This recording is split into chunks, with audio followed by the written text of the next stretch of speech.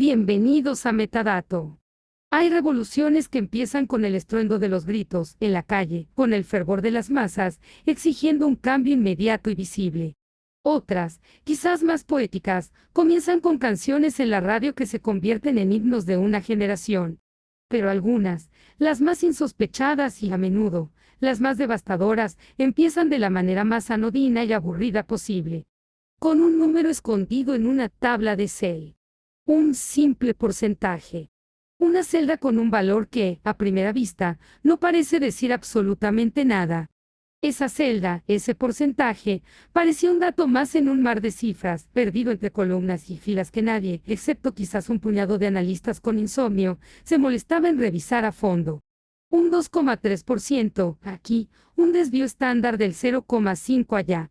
Parecía un murmullo estadístico sin importancia, pero en realidad, ese número estaba gritando a todo pulmón. Algo fundamental está a punto de cambiar para siempre. La cuestión que nos convoca hoy no es técnica, sino profundamente humana. ¿Por qué nadie lo escuchó? ¿Por qué los expertos, los medios, los líderes, ignoraron esa señal de alerta? ¿O acaso lo escucharon, lo vieron impreso en los informes semanales, que terminaban sin leer en la papelera de reciclaje, y simplemente prefirieron callar? Hoy exploramos la ceguera voluntaria ante la evidencia. Las estadísticas son, en esencia, como espejos, reflejan lo que está ahí, la realidad objetiva de nuestro mundo, aunque a veces puedan distorsionar la imagen si se usan mal. Son la herramienta que tenemos para medir el pulso de la sociedad.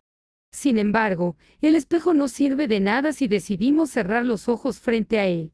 En la historia reciente, hay innumerables ejemplos de cifras que disiparon movimientos sociales y cambios culturales masivos, mucho antes de que los titulares de los periódicos tradicionales hablaran de ellos. Piensen en las encuestas sobre el desempleo juvenil. Durante años, a principios de la década de 2010, en Europa, ciertos porcentajes mostraban tasas de paro inauditas para jóvenes cualificados. Aquellas tablas de datos no eran solo columnas de números fríos, eran un grito de auxilio de una generación que sentía que el contrato social se había roto. Esos números precedieron, por meses, a protestas masivas, movimientos de indignación, plazas públicas y un cambio generacional en la política que aún hoy estamos procesando.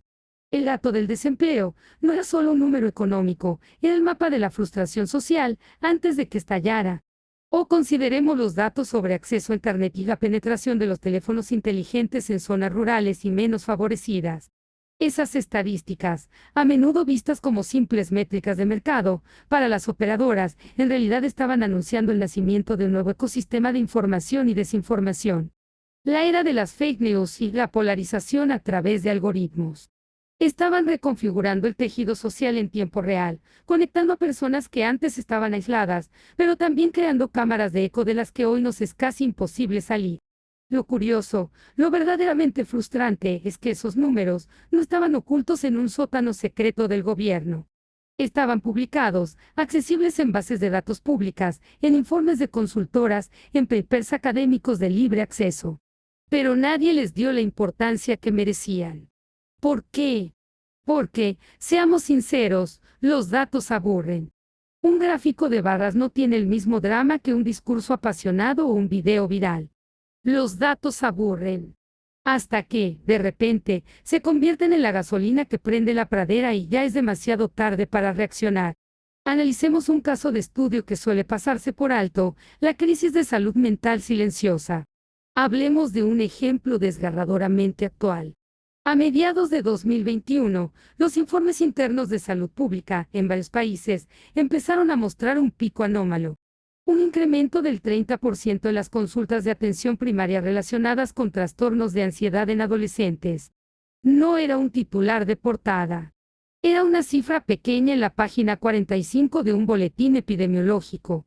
Si los tomadores de decisiones hubieran leído ese dato como lo que era, una señal de alarma sistémica, tras los confinamientos, se habrían reforzado los servicios de apoyo psicológico antes del colapso de 2023.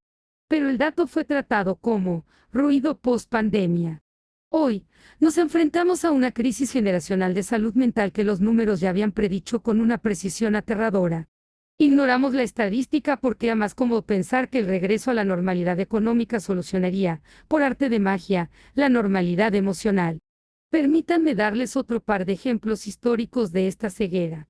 A finales de los años 2000, informes de firmas de medición, como Nielsen señalaban, así de pasada, que más del 70% de los jóvenes de 18 a 24 años pasan más tiempo interactuando en redes sociales, como MySpace o Facebook, que viendo televisión tradicional. Un dato irrelevante para los grandes medios. Para muchos ejecutivos de televisión, sí. Lo vieron como una tendencia nicho o algo de adolescentes. Pero ese número, ese 70%, anticipaba el colapso del sistema mediático tradicional, la caída en picado de las audiencias publicitarias y el auge meteórico de la cultura digital, que hoy domina absolutamente todo. El dato estaba ahí, pero la industria prefirió ignorar la advertencia hasta que sus ingresos empezaron a evaporarse. Lo mismo ocurrió con las estadísticas sobre desigualdad económica. A principios de la década de 2010, el trabajo de economistas como Thomas Piketty popularizó cifras sobre la concentración de la riqueza en el 1% de la población. Porcentajes que parecían áridos y técnicos, pero que en realidad estaban dibujando el mapa exacto de la indignación global. Esos números se transformaron luego en movimientos como Occupy Wall Street, el 15M en España y más tarde, en el auge del populismo político en diversas latitudes.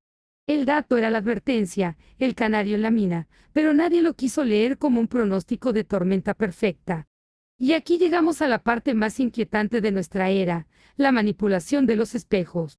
Vivimos en la era del Big Data, donde generamos más información en un solo día que en todo el siglo pasado. Tenemos más espejos que nunca para mirarnos.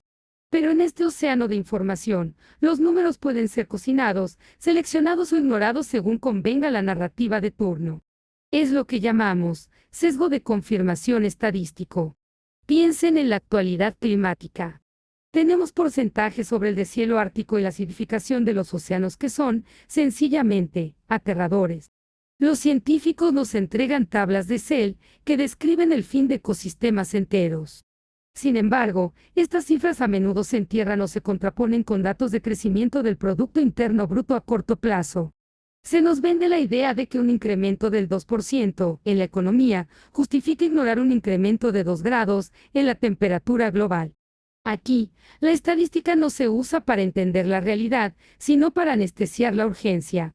Los medios deciden qué cifras mostrar en sus titulares, los gobiernos eligen qué porcentajes destacar en sus discursos de éxito, y nosotros, como usuarios de redes sociales, elegimos qué datos compartir para reafirmar nuestras propias creencias.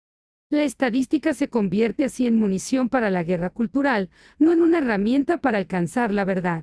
Hemos pasado de ignorar los datos a usarlos como armas arrojadizas. ¿Hacia dónde nos lleva esto? La ironía es brutal. La revolución que tememos no empieza con un manifiesto secreto redactado en la oscuridad, empieza en una hoja de cálculo de un analista junior en una oficina cualquiera. Pero como esa revolución no tiene música pegadiza, ni pancartas coloridas, ni un líder carismático que sepa hablar a cámara, nadie la toma en serio. Hasta que el 2,3% se convierte en el 50%, y el cambio ya es irreversible. Estamos rodeados de lo que yo llamo datos fantasmas. Son cifras que están presentes en todos nuestros sistemas, que miden nuestra soledad, nuestra deuda, nuestra salud y nuestras aspiraciones, pero que nadie quiere agregar para ver la imagen completa. Preferimos mirar el píxel individual, porque la imagen completa es demasiado abrumadora. Entonces, la pregunta que les dejo hoy, queridos espectadores de Metadato, es crucial para nuestro futuro común. ¿Qué vamos a hacer con los números? ¿Vamos a seguir tratándolos como notas al pie de página en la historia de nuestras vidas? ¿Los seguiremos viendo como advertencias incómodas que debemos silenciar para mantener nuestra paz mental? La estadística no es el enemigo. El enemigo es la indiferencia ante lo que el dato nos está intentando decir. Quizás, ahora mismo, mientras escuchas estas palabras, ya está rodeado de estadísticas anodinas que predicen la próxima gran fractura cultural o el próximo gran salto tecnológico. La pregunta no es si el dato existe, y no si estamos dispuestos a mirar el espejo, aunque la imagen que nos devuelva no sea la que queremos ver. ¿Tú qué opinas? ¿Crees que los datos son espejos honestos de la realidad que nos obligan a actuar? ¿O ves que son simplemente ilusiones que usamos para intentar dar orden a un mundo que es, por naturaleza, caótico e incierto? ¿Alguna vez has visto un número que te hizo cambiar de opinión antes de que la realidad te golpeara en la cara? Déjanos tu opinión en los comentarios. Queremos saber qué cifras te preocupan hoy. Somos Metadato, y seguiremos buscando la verdad de los números que nadie quiere ver, explorando las celdas de cel que otros prefieren cerrar. Gracias por acompañarnos en esta reflexión. Hasta la próxima.